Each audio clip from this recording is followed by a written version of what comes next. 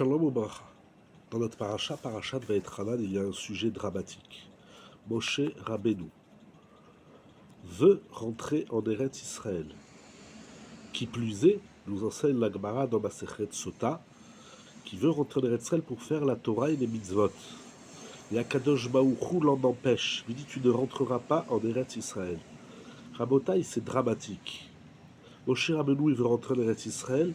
Et Hachem, Dieu, refuse, il ne le laisse pas rentrer en Eretz Israël. Il faut réfléchir sur ça.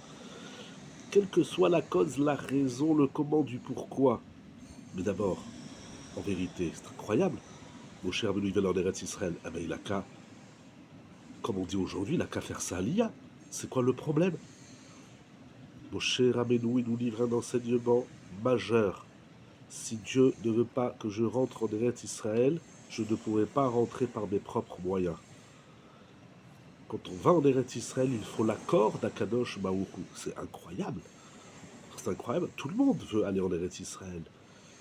Les Havot étaient en Eretz Israël. Abraham, Yitzhak, Yaakov, David, Shlomo, etc. dans l'histoire. Mais Moshe Rabbeinu, il ne peut pas mettre les pieds en Eretz Israël. Pour moi, c'est une question fondamentale. C'est un sujet dramatique. Moshe Rabbeinu, il veut rentrer en Eretz Israël. Il va prier des centaines de prières et Dieu lui refuse. Pourquoi? Je ne développerai pas ici toute la thèse du Ohev Israël, le Rav Akadosh, Rabbi Avraham Yehoshua Eshel de Hafta,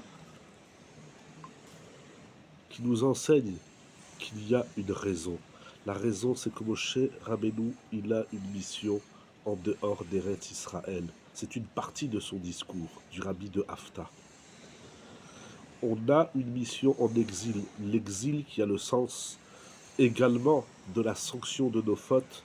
En exil, on a un travail à faire, celui de trouver les points de vérité et de Kdusha, ce qu'on appelle les nitzotzot, les éclaboussures, les étincelles de sainteté qui sont éparpillées dans le monde. Le Rabbi de Hafta dit c'est le sens de la vie. Moshe Rabbeinu, il a une mission en dehors d'Eretz Israël. Il ne faut pas oublier ça. Certes, il faut aller en Eretz Israël. Pour certains Rishonim, c'est même une mitzvah d'habiter en Eretz Israël.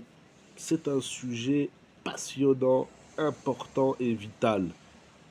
Mais ça ne veut pas dire qu'en Chutz Laaretz, on n'a rien à faire. En dehors d'Israël, dans l'exil, on a beaucoup de choses à faire, de développer et de dévoiler l'unicité d'Akadosh Baruch Hu dans le monde, le dévoilement de Dieu dans le monde. Pour moi, ça reste dramatique. Hachem refuse à Moshe d'aller en Eretz Israël.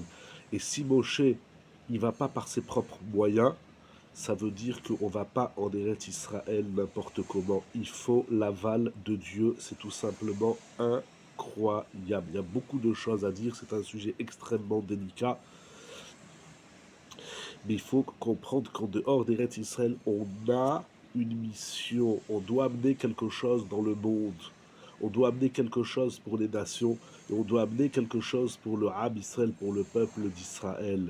L'exil, c'est un immense sujet. Moshe Rabbeinu, il naît en exil, il naît en Égypte et il meurt dans le désert. Il n'a pas le droit de rentrer en Eretz Israël. C'est tout simplement ahurissant et fondamental pour comprendre ce sujet ô combien magnifique et délicat, Eretz Israël. Kol Touv, la bracha, que Dieu vous bénisse et donne la bracha à tout le monde dans tous les domaines de la vie.